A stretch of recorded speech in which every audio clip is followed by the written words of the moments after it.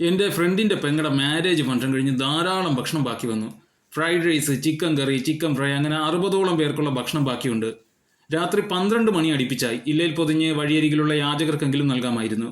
ഇത്രയും ഭക്ഷണം കുപ്പത്തൊട്ടിയിലോട്ട് തള്ളാനും വിഷമം. അപ്പോൾ മൃഗസ്നേഹിയായ എന്നിൽ ഒരു ചിന്ത മുളപൊട്ടി. ഈ ഭക്ഷണം തെരുവ് നായ്ക്കൾക്ക് നൽകിയാലോ എന്ന്. ഉടനെ തന്നെ ഞാനും ഫ്രണ്ടും അവൻ്റെ അമ്മയും അങ്കിളും എല്ലാം ചേർന്ന് ഭക്ഷണം പാക്ക് ചെയ്ത് തുടങ്ങി. ഫ്രൈഡ് റൈസ്, ചിക്കൻ കറി, ചിക്കൻ ഫ്രൈ എന്നിവയെല്ലാം ചേർത്ത്, എന്തിന് പപ്പടവും കൂടി ചേർത്ത് ഒരു അടിപൊളി സദ്യ ഞങ്ങൾ തെരുവ് നായ്ക്കൾക്ക് ഒരുക്കി. എൻ്റെ ജീവിതത്തിൽ സന്തോഷം നൽകുന്ന കാര്യങ്ങളൊന്നാണ് ഈ നായ്ക്കൾക്ക് ഭക്ഷണം നൽകുന്നത്. എപ്പോഴും കയ്യിലൊരു ബിസ്ക്കറ്റ് പാക്കറ്റ് കരുതിയിരിക്കുന്നതാണ്. വിശന്നു വലഞ്ഞ് നടക്കുന്ന ഒരു നായയെ കണ്ടാൽ അവിടെ ഇറങ്ങി അവയ്ക്ക് ബിസ്ക്കറ്റ് നൽകും. എന്നാൽ ഇന്ന് അവയ്ക്കൊരു സദ്യ തന്നെ ഒരുക്കാനുള്ള അവസരം കിട്ടിയിട്ടുണ്ട്. വളരെ സന്തോഷം. നിത്യേനെ ഇങ്ങനെ ചെയ്യാൻ സാധിച്ചിരുന്നെങ്കിലെന്ന് ആശിക്കുന്നു. എന്തെന്നാൽ ആയിരക്കണക്കിന് നായ്ക്കൾ തെരുവിലുണ്ട് ഭക്ഷണം കിട്ടാതെ. ഈ തെരുവ് നായ്ക്കൾ എന്ന് പറയുന്ന വിഭാഗം ഏറ്റവും ക്രൂരത നേരിടുന്ന ജീവികളാണ്. കാരണം ഭൂമിയിലെ ഏത് ജീവികൾക്കും ഭക്ഷണം തേടാൻ അതിൻ്റേതായിട്ടുള്ള വഴികളുണ്ട്. പ്രകൃതി ഈ ആവാസ വ്യവസ്ഥ സൃഷ്ടിച്ചിരിക്കുന്നത് അത്തരത്തിൽ തന്നെയാണ്. എന്നാൽ തെരുവ് നായ്ക്കൾക്ക് ഭക്ഷണം കിട്ടുന്നില്ല. കാരണം തെരുവ് നായ എന്ന് പറയുന്നത് ഒരിക്കലും പ്രകൃതിയുടെ സൃഷ്ടിയല്ല, മനുഷ്യൻ്റെ സൃഷ്ടി തന്നെയാണ്. ഇണക്കി വളർത്തിയിരുന്ന അരുമ നായ്ക്കളെ നന്ദിയില്ലാതെ മനുഷ്യർ തെരുവിലോട്ട് വലിച്ചെറിയുകയും അവ അവിടെ കിടന്ന് പെറ്റ് പെരുകി ഇന്നത്തെ അവസ്ഥയിലോട്ടെത്തുകയും ചെയ്തു. ഇന്ന് ഭക്ഷണമില്ലാതെ പട്ടിണിയോടെ ആയിരക്കണക്കിന് നായ്ക്കൾ തെരുവിൽ.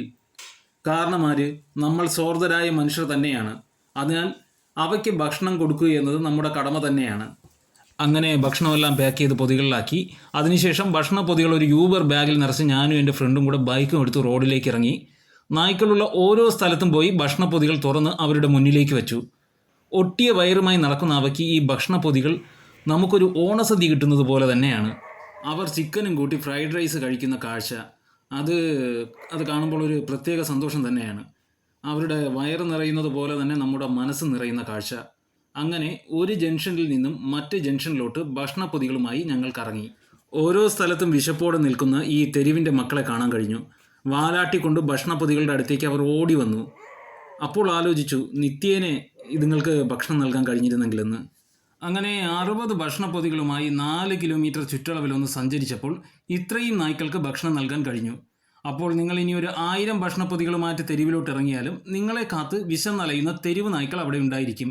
അതുകൊണ്ട് തന്നെ ഏതെങ്കിലും ഫംഗ്ഷൻ കഴിഞ്ഞ് ഭക്ഷണം ബാക്കി വന്നാൽ അവ കുപ്പയിലോട്ട് വലിച്ചെറിയാതെ ആ ഭക്ഷണം കൊണ്ട് തെരുവിലോട്ട് പോവുക, നായ്ക്കളെ കൂട്ടുക.